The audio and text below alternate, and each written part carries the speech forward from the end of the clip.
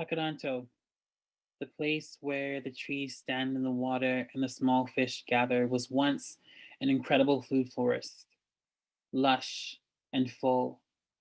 This land that we now call Toronto, its colonial name, taught indigenous peoples principles of caretaking and sharing. The land provided medicine, good oak, and brain food. No one was houseless, no one went hungry. This way of living with the land on this land existed before the first European boot touched down on these shores. It's not impossible to imagine a time without the need of police, it already existed. Police grew out of slave patrols.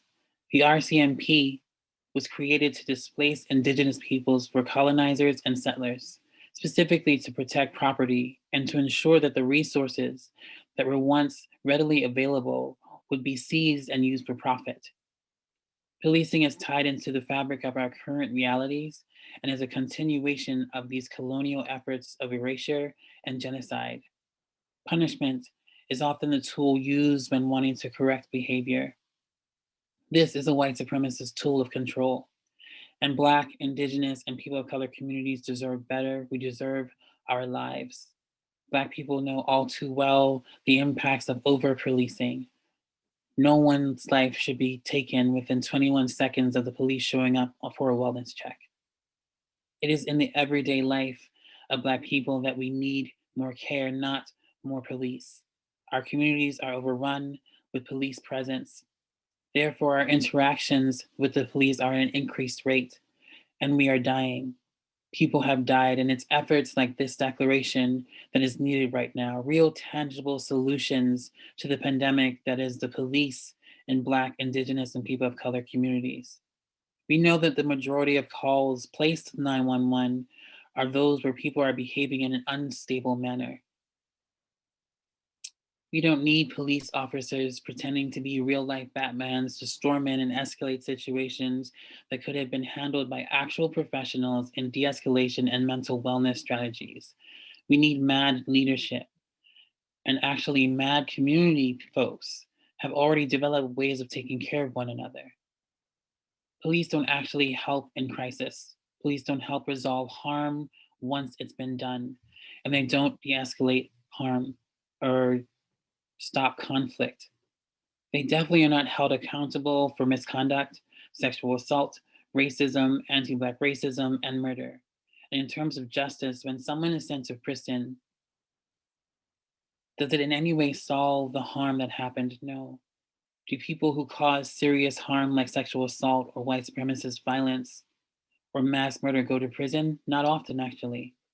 So who is filling these spaces? Drug users, poor people, Black and Indigenous people, mad people, disabled people, sex workers, and trans women, etc.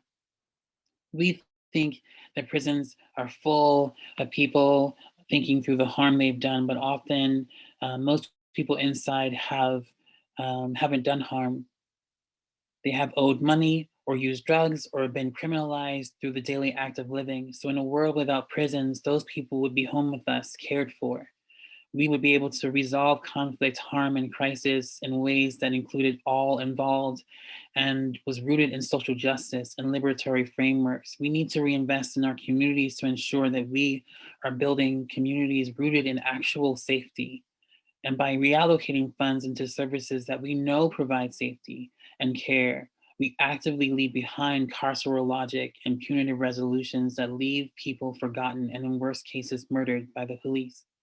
By now, it shouldn't be surprising that police have not kept Black people safe and that we need radical and immediate change. Over 70 actions across Canada and counting have called for the defunding of the police.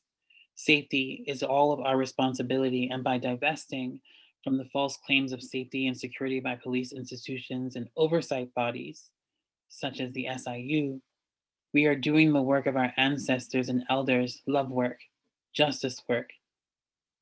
Do not forget that Black Lives Matter movement began as a love letter to all Black people and a commitment to ensure that that affirmation would be more than just a distant future dream. It is our job to continue our ancestors' unfinished project of abolition.